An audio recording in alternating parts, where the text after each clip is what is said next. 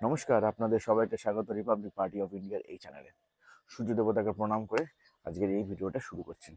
আমাদের জন্ম হওয়ার পর থেকে যে কর্তব্যটা আমাদের ঘাড়ে চেপে বসে সেটা হলো অখণ্ড ভারত বানানো। আর এই ভারতবর্ষে প্রত্যেকটা মানুষের, যারা নিজেদেরকে ভারতীয় মনে করে, তাদের কর্তব্য যেভাবেই হোক ভারতের সমৃদ্ধি এবং ভারতের সম্প্রসারণ, এক্সপ্যানশন।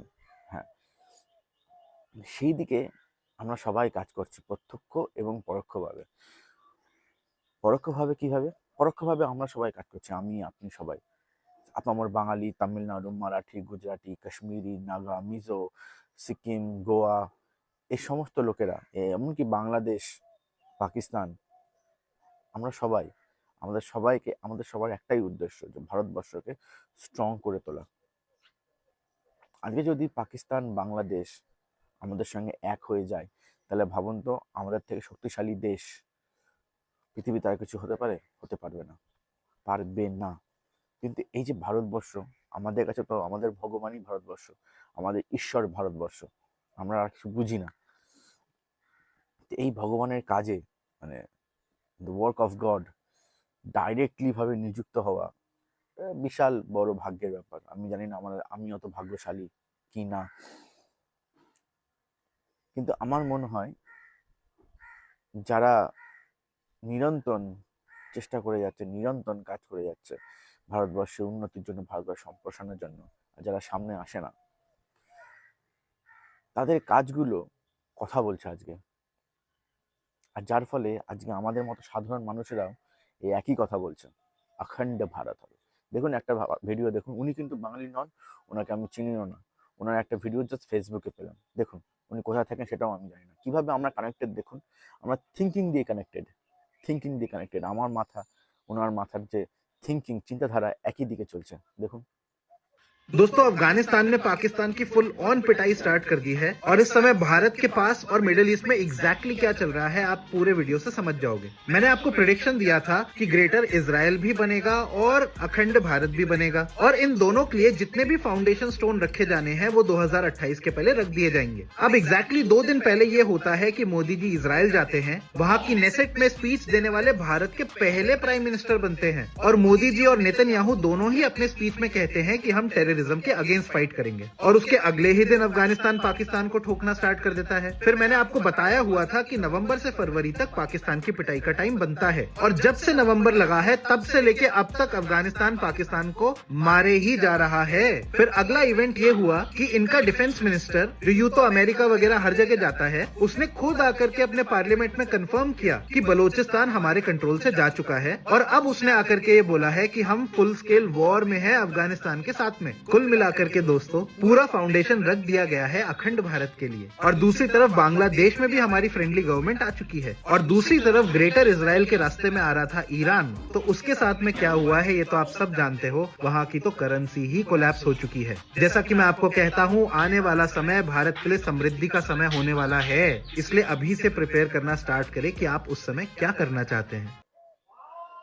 দেখলেন তো, উনি একজন ফেসবুকে এরকম ছোট ছোট রিল বানান, যেখানে উনি বলেন যে অখণ্ড ভারত কিভাবে তৈরি হয়েছে। তো উনি বললেন, স্পেশালি বাংলাদেশিদের বলছি, যে উনি বললেন যে পাকিস্তানের মার খাওয়া আগে থেকে ঠিক করা ছিল, আর অখণ্ড ভারত বানানোর জন্য যে যে ফাউন্ডেশন স্টোনগুলো রাখা দরকার, সে সমস্ত স্টোনগুলো কিন্তু আমরা রেখে দিয়েছি।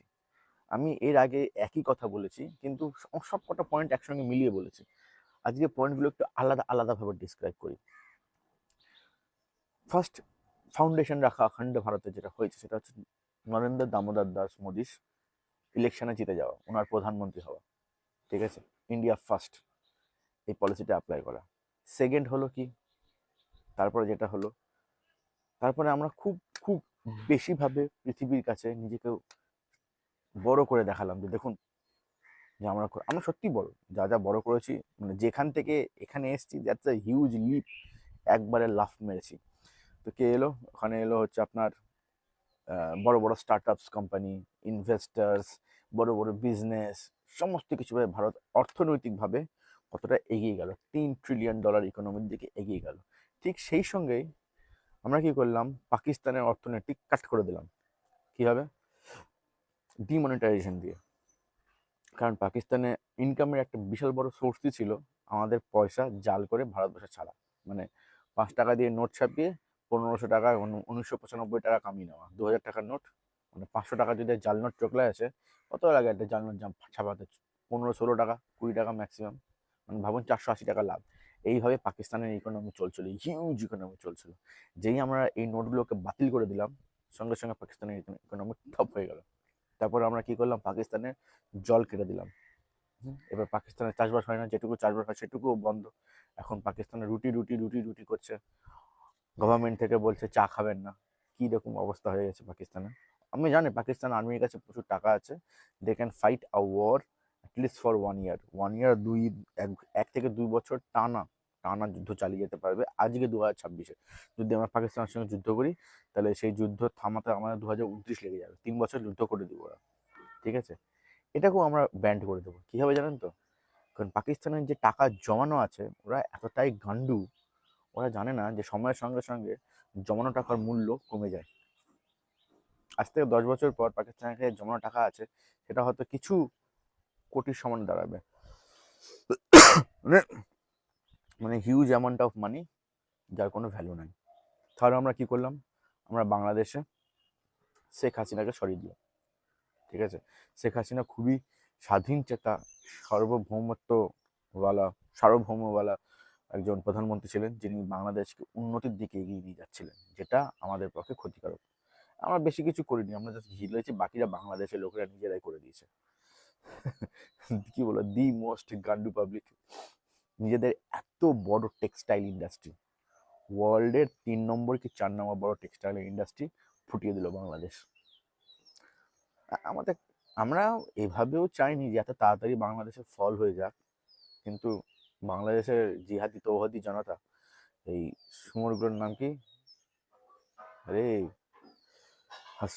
হাসনাদ আবদুল্লাহ, সার্জিস আলম, ব্যারিস্টার ফুয়াদ, এগুলো হচ্ছে ইন্টারন্যাশনাল শুয়োর। ওরা কি করলো, বাংলাদেশের সমস্ত ইকোনমিটা একবারে ধসিয়ে দিল।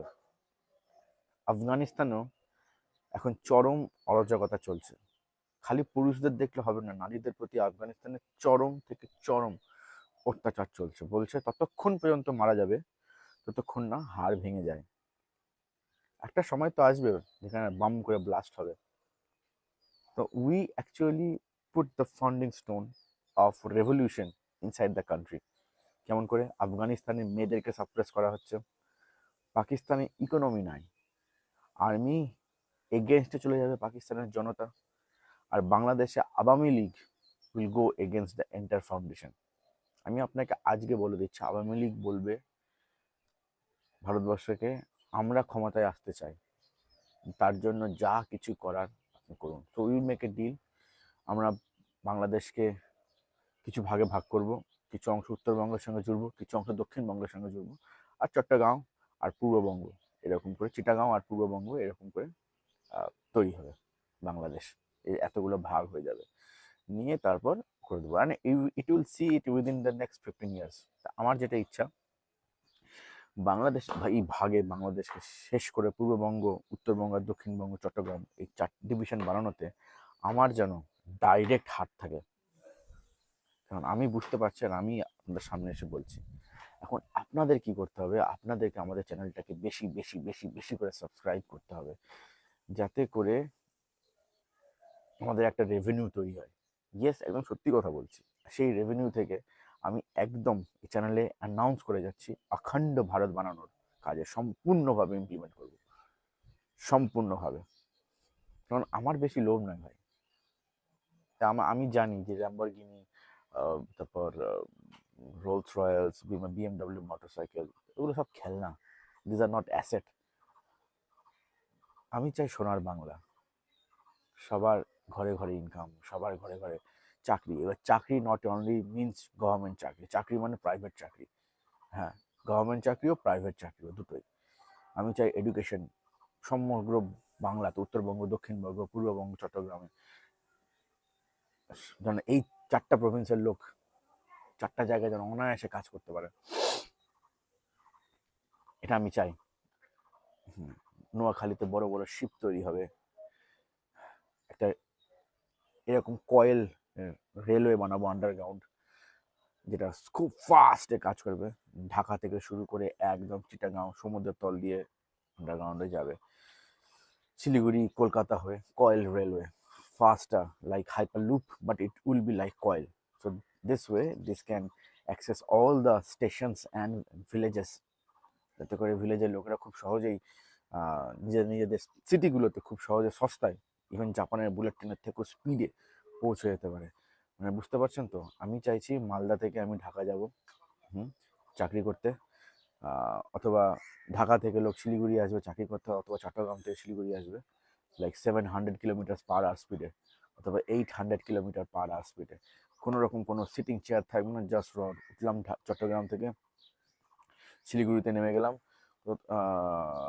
লাইক 45 মিনিটের মধ্যে, 45 মিনিটসের মধ্যে শিলিগুড়িতে নেমে গেলাম, কাজ করলাম, আবার চলে গেলাম। এতে কী হবে জানেন তো, শহরগুলোর মানে শিলিগুড়ি, মালদা, ঢাকা, কোচবিহার, দেন কলকাতা, আসানসোল, এই যে বড় বড় আপকামিং শহরগুলো, বর্ধমান, তারপরে এদিকে আপনার খুলনা, বরিশাল, এই শহরগুলোর উপর এক্সেসিভ লোড পড়বে না। যেমন কলকাতার উপর এক্সেসিভ লোড আছে, কলকাতা ঘিঞ্জি হয়ে গেছে, শিলিগুড়ি ঘিঞ্জি হয়ে যাচ্ছে, এটা হবে না।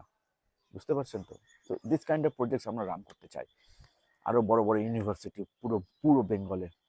এগুলো তখনই সম্ভব যখন আপনারা সনাতন ধর্ম গ্রহণ করবেন, কারণ সনাতন ধর্ম জ্ঞানের ধর্ম। আপনাকে আমরা ফোর্স করবো সনাতন ধর্মে যে জ্ঞান অর্জন করুন, পড়ুন পড়ুন পড়ুন পড়ুন পড়ুন, এটা আমাদের ডিএনএতে আছে। আরও বেশি করে পড়াশোনা করুন, বিল্ড করুন।